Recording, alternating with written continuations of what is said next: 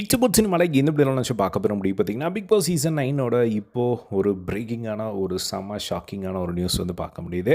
என்ன அப்படின்னா, இந்த பிக் பாஸ் வீட்டில் இந்த வாரம் ஒரு முக்கியமான ஒரு நபர் வெளியேற்றப்பட்டிருக்காங்க அப்படிங்கிறது தான் நம்மளுக்கு கிடச்சிருக்க ஒரு நியூஸு. ஸோ இந்த வாரம் வந்து டோட்டலாக வந்து பார்த்திங்கன்னா 10 பேர் வந்து நாமினேஷனில் இருந்தாங்க. ஸோ இப்போ நீங்கள் பார்த்துட்ருக்க இந்த ஒரு 10 பேர் தான்.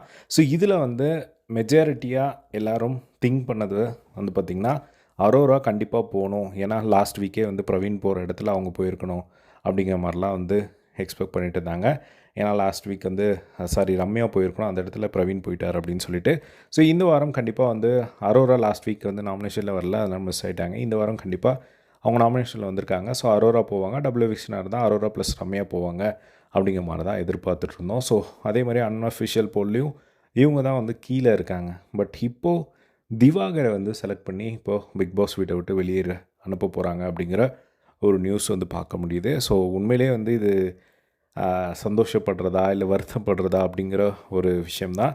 சந்தோஷப்படலாம் அப்படின்னா ஏன் அப்படின்னு பார்த்திங்கன்னா, அவருக்கு நிறைய விஷயங்கள் புரிய மாட்டேங்குது. அவர் நடிப்பு நடிப்பு நடிப்பு அப்படின்னு சொல்லி அதிலேயே வந்து இருக்கார். ஸோ அவர் வந்து அதை தாண்டி ஏதாவது ஒரு சண்டை வந்தாலோ யாராவது அட்வைஸ் பண்ணாலோ அதை அவர் கேட்குற நிலமையிலே வந்து கிடையாது. அவர் சொல்கிறது தான் கரெக்ட் அப்படின்ற ஒரு விஷயத்தில் வந்து நிற்கிறாரு. பட் ஏன் வந்து கொஞ்சம் கஷ்டமாக இருக்குது அப்படின்னு பார்த்திங்கன்னா, பிக் பாஸ்க்குன்னு ஒரு சில விஷயங்கள் வந்து இருக்குது.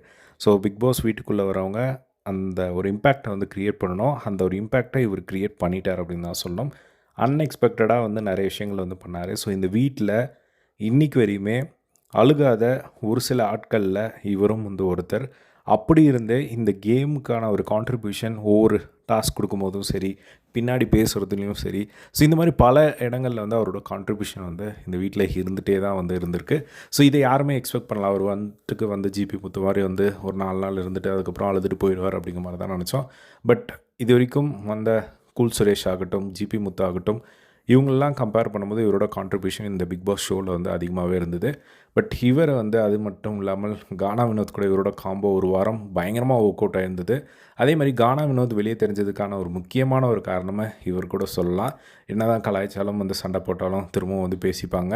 ஸோ இது இப்படி தான் வந்து போயிட்டு இருந்தது. ஸோ இப்போது அவர் வந்து வெளியே அனுப்புறது உண்மையிலே அந்த வீடை வந்து ரொம்ப சைலண்ட் ஆக்கும்னு நினைக்கிறேன். ஸோ நீங்கள் என்ன நினைக்கிறீங்க? இது வந்து ஃபேரான எவிக்ஷன் நினைக்கிறீங்களா அப்படிங்கிறத கமெண்ட் பாக்ஸில் ஷேர் பண்ணுங்கள். இதே மாதிரி எல்லா பிக் பாஸ் லைவ் அப்டேட் தெரிஞ்சுக்க நம்மளோட சேனலை சப்ஸ்கிரைப் பண்ணி சப்போர்ட் பண்ணுங்கள். தேங்க்ஸ் ஃபார் வாட்சிங். பை.